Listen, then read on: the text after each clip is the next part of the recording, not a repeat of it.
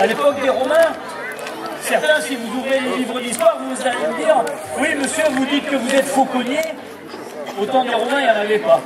Je suis d'accord avec vous. Au temps des Romains, cet art du dressage des oiseaux n'existait pas. Néanmoins, les oiseaux ont quand même été ramenés par Rome en Europe. Après la guerre d'Égypte, ils ont découvert un animal dans les temples qu'on appelle le faucon. Le faucon, le voici. Il arrive sur le gant d'une dame romaine, justement. Cet animal, il était le représentant du dieu Horus, dieu à tête de faucon, adoré par les Égyptiens. Cet animal est un animal extrêmement rapide, plus de 200 km/h. Il est capable de se jeter sur ses proies et de les tuer d'un seul coup de patte.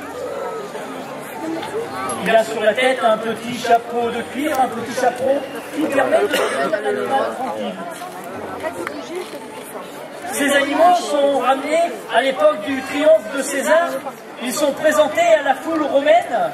Ils seront ensuite étouffés, comme on pratiquait à l'époque, sur les prisonniers et les païens, pour les étrangler en place publique. C'est ainsi que les premiers faucons sont venus chez nous en Europe. Il faudra attendre des siècles plus tard pour voir les chevaliers du Moyen-Âge partir à la conquête de la Sainte Tombe et revenir avec cette culture du faucon. Alors cet oiseau, on va vous le présenter en vol. Alors c'est un jeune oiseau qu'on a donné cette année. Ce jeune oiseau, eh bien, des fois, il est un petit peu d'humeur vagabonde. Alors il va rester avec nous, ou alors il ira faire un petit tour et puis il reviendra dans un petit moment. Ne pensez pas qu'on soit inquiet, qu'on le perde. Un animal comme celui-ci, il va travailler sur un territoire de plusieurs kilomètres carrés. Ça veut dire qu'il peut très bien descendre en bas jusqu'au village et puis remonter dans 1 heure ou 2.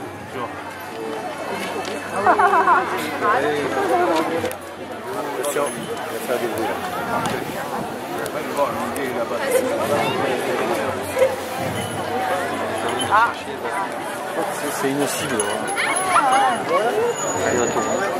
Alors le faucon, regardez-le, il prend son élan, il prend de l'altitude, il a une forme de plume caractéristique, une forme modèle aussi.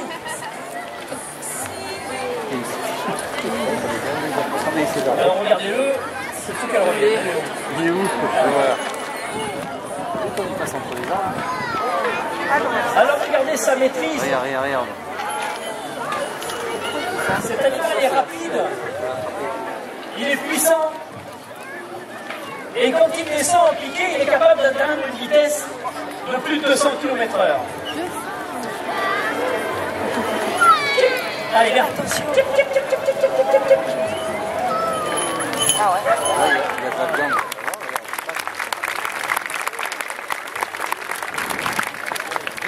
Alors comme cet oiseau a attrapé sa proie là devant vous, dans la nature il va attraper une perdrix, il va attraper une corneille.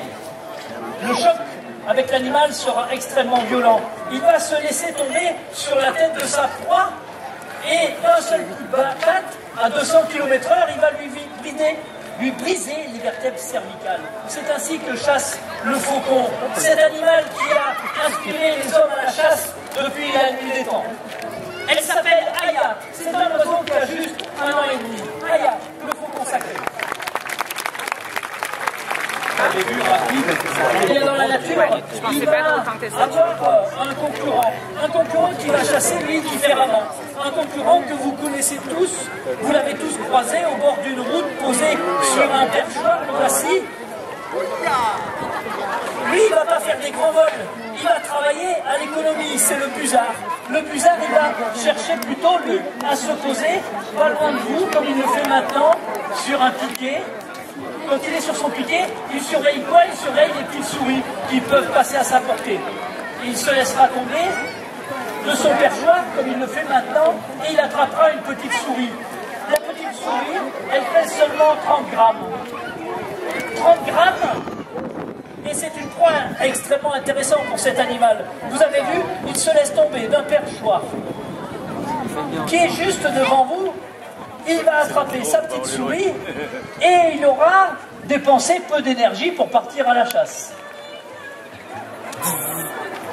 posé sur son piquet, comme ça, il surveille tout son environnement. Quand il se laisse tomber, en faisant des économies d'énergie, manger des souris. Madame l'a bien dit, en ces temps de récession, eh bien, il est temps de se pencher vers la souris, un animal extrêmement intéressant. Où est passé mon ami Isor? Je sais pas s'il y a grand chose à me dire. Ah oui, là, Isor. Une fois que tu l'as vidé. Isor.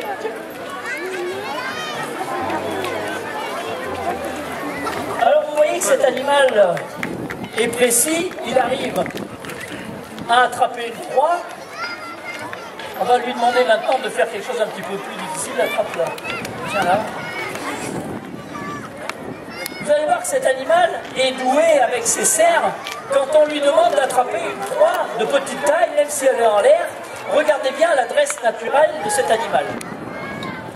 Ces animaux chassent. Vous avez vu, pour attraper son petit morceau de viande, eh bien tout simplement, il l'a appris, ce geste, il l'a appris, ce sont les parents qui l'ont appris. Au début, ils ont apporté près du nid eh bien, une pile de pain.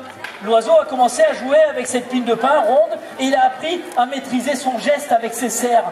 Petit à petit, les parents ont mené une petite grenouille bondissante et l'oiseau a réussi à s'entraîner sur cet animal. La différence entre ces deux oiseaux, elle se trouve au niveau de la taille. Notre ami Duke qui est là-bas, Duke, ne dis pas qu'il y a un nid de pigeon là-bas. Duke qui va se poser sur Hélène, eh bien c'est une femelle. Elle pèse environ un tiers de plus que notre ami Isor. Un tiers de plus, cette différence, eh bien elle va permettre à la femelle de pouvoir de façon plus efficace chasser du gibier un petit peu plus gros que le mâle. Le mâle, lui, il a chassé uniquement pour lui. En période de parade amoureuse, il va porter de temps en temps une proie à la femelle pour lui faire voir qu'il est plus performant que le voisin. Mais après, le reste du temps, c'est la femelle qui va se débrouiller pour élever ses petits. Elle va devoir chasser des proies plus grosses. La nature la fait donc un petit peu plus forte. Un tiers de poids de plus que le mâle. C'est une règle quasi générale chez les rapaces. Voilà, il s'appelle Duke et Isor et je crois que vous pouvez les applaudir à la juste mesure du travail qu'ils ont fait voir.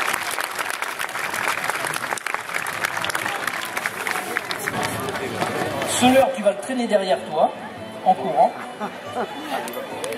Et l'oiseau qui est là, tu vois, il y a deux solutions. Ou tu vas courir suffisamment vite et bien, et il va attraper le leurre. Si tu ralentis avant que je te le dise, il va t'attraper toi. Et il a des grosses défenses. Tu te sens toujours de le faire avec nous? Vous voulez toujours encourager Mathis? Alors, tiens ça. Alors, quand je crierai stop, tu t'arrêtes. Ouais, moi aussi. C'est que l'oiseau, il aura rattrapé le leurre qui est derrière toi. Ok? T'es prêt? Allez, regarde là-bas. Tu dis au revoir à papa et à maman. Hein? Attention. La princesse, elle est prête? Allez. 1, 2, 3, partez! Allez, vas-y, plus vite! Plus vite, plus vite! Oh, petit bras! Oh!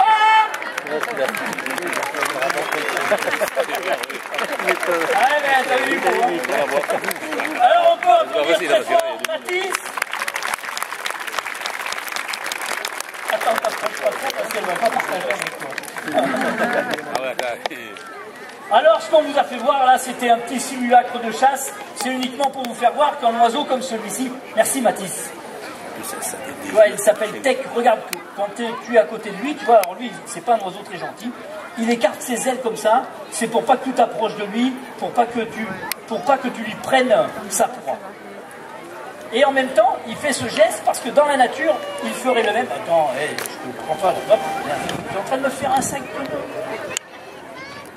Je fais du tricot à mes heures perdues. Voilà, il s'appelle Tech, il s'appelle Mathis, il nous a fait voir la chasse avec les esclaves.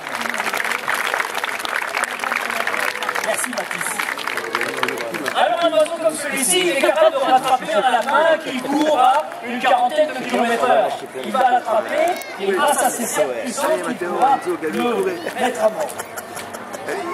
Pour aussi un petit peu dans la taille de ces animaux, l'oiseau que je vous présente, c'est une toute petite chouette. Elle pèse seulement 250 grammes. C'est la chouette effraie, la dame blanche. Ce petit oiseau, il est présent dans toutes les villes et campagnes. Pendant longtemps, il a été au cœur des bourgs. Il a niché dans les greniers, dans les granges.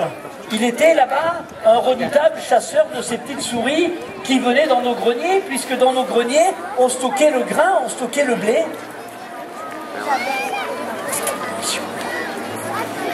Et cette petite chouette qui pèse seulement 250 grammes, cette dame blanche, eh bien, elle a élu domicile dans ses...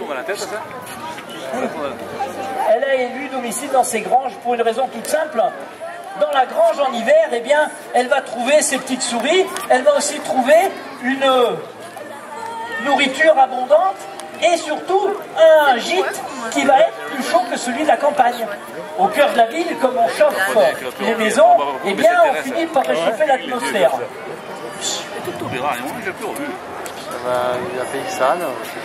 Alors la difficulté pour moi, c'est d'appeler ces oiseaux, parce que quand je parle, bien sûr, le son de ma voix sort dans les haut-parleurs qui sont derrière.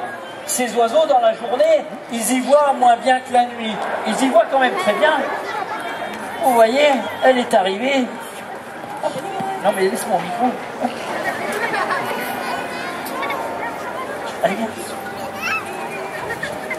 Alors ces oiseaux, je vous disais donc, ils vont se fier surtout à leurs oreilles. Leurs oreilles, elles ont une petite particularité. Regarde bien la forme de la tête de mon oiseau. Comment elles sont les plumes sur son visage? Ça fait deux gros disques comme ça, qui ressemblent à tes oreilles à toi. Et ces plumes, elles vont justement remplacer les oreilles. Elles vont diriger les sons à la base du crâne où se trouvent les deux trous des oreilles de l'animal. Et phénomène unique dans la nature, cet animal n'a pas comme vous, madame, les deux oreilles situées sur le même plan. Il a une oreille légèrement plus haute que l'autre.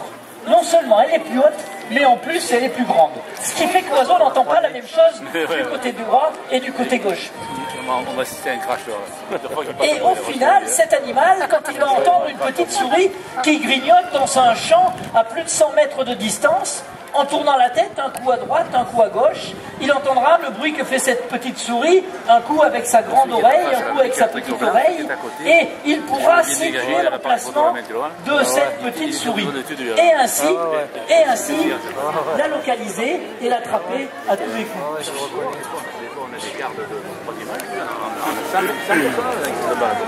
Regardez ce joli petit vol de notre ami Lila. Une petite chouette effraie qui a 4 ans. Et là-bas,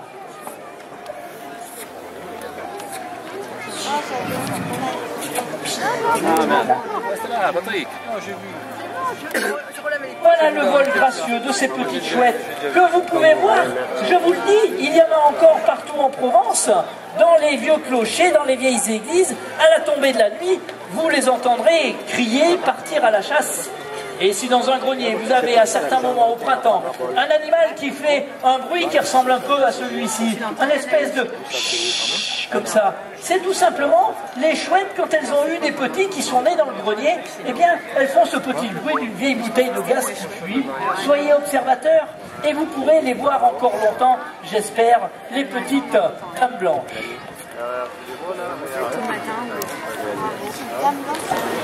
Ici, voilà.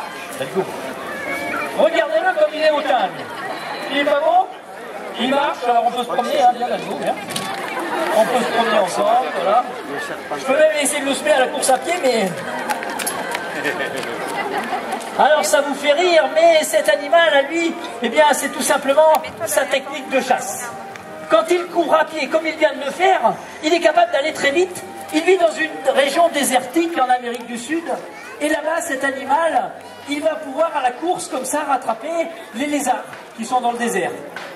En courant sur le sol, il ne battra pas des ailes, il ne dépensera pas d'énergie, il ne perdra pas d'eau, qui est dur à trouver.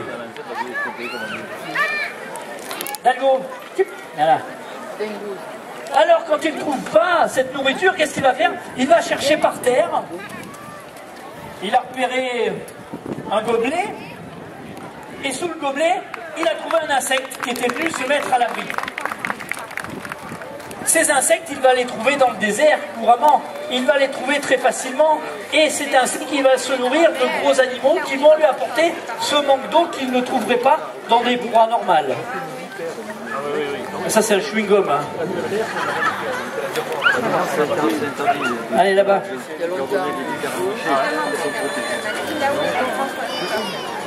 Après, il y en a qui vont nous dire qu'on entraîne nos animaux à la boisson.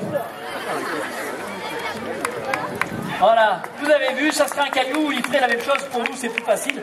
Il reconnaît la forme caractéristique du ver et il est capable d'aller chercher ses proies dessous. Alors cet oiseau c'est un caracara, un animal qui fait partie de la famille des faucons, mais des faucons qu'on dit terrestres, parce qu'il est plus souvent à courir sur le sol.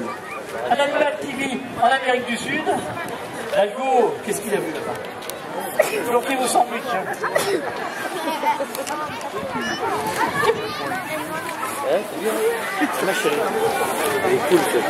Alors il se déplace en courant, mais vous avez vu qu'il est capable de faire des vols aussi. Allez Dalgo. Non mais il n'y a plus rien là-bas. Dalgo. Ah. Allez. Ah, il préfère aider avec elle. Voilà, après je le comprends. Voilà, le caracara. Alors, il a une petite dernière particularité, notre ami le caracara. Si vous regardez sur son bec, il a une partie de peau qui est de couleur jaune. Cette partie de peau va nous indiquer l'humeur de l'animal. Quand il est de bonne humeur, comme aujourd'hui, cette peau est jaune-orangé. Quand il se met en colère, qu'il est en conflit avec quelqu'un, avec un autre individu de son espèce, eh bien, cette couleur de peau va changer, elle va devenir pratiquement violette. Et là, il ne fera pas bon venir se frotter à cet animal, car avec son bec puissant, ses serres acérées, il est capable de causer beaucoup de dégâts à un adversaire. Il s'appelle Dalgo, c'est un caracara. Un redoutable chasseur.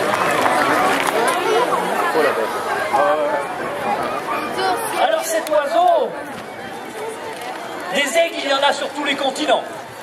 Celui-ci, il nous vient d'Amérique. C'est un aigle très puissant qui a la particularité d'être un aigle pêcheur. Ça veut dire qu'il va se nourrir eh bien, de poissons. Il va pouvoir attraper aussi les canards, les mouettes au bord des falaises où il vit. Cet oiseau, il a juste 3 ans. Il commence à changer petit à petit de couleur. Oh, c'est un jeune oiseau.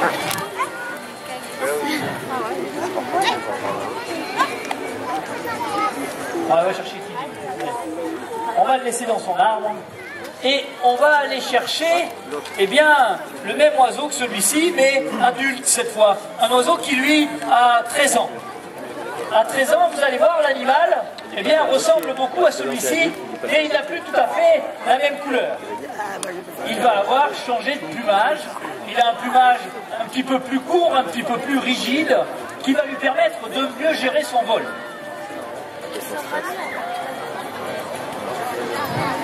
Kilin, Kilin, Kilin, hop,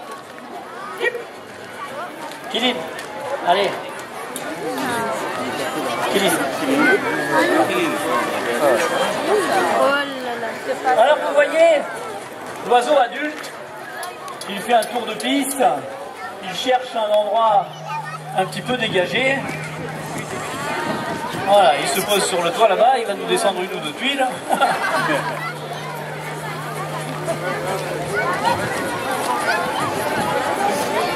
Kevin, hop,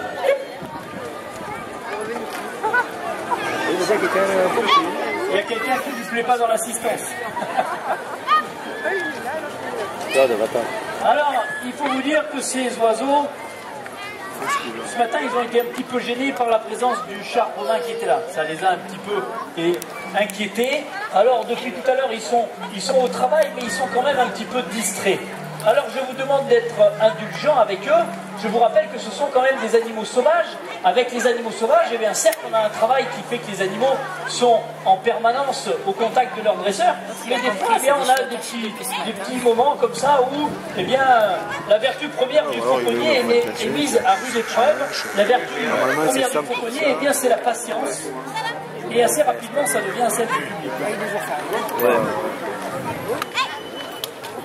C'est un dimanche, travailler. Ils ne veulent pas descendre. Voilà. Allez.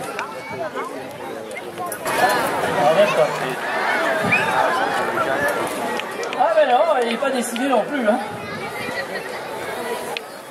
Bon, ben je pense qu'en moment vous les verrez redescendre. C'est ce qu'ils font dans la nature. Le prédateur n'est pas en permanence en action de chasse. À 80% de son temps, il se passe posé sur un rocher, posé sur une branche, observer ce qui se passe autour de lui et ne part en chasse vraiment que très peu de temps dans la journée. Merci de votre attention. La compagnie Hippogriffe était heureuse d'être parmi vous aujourd'hui, ici en Romain.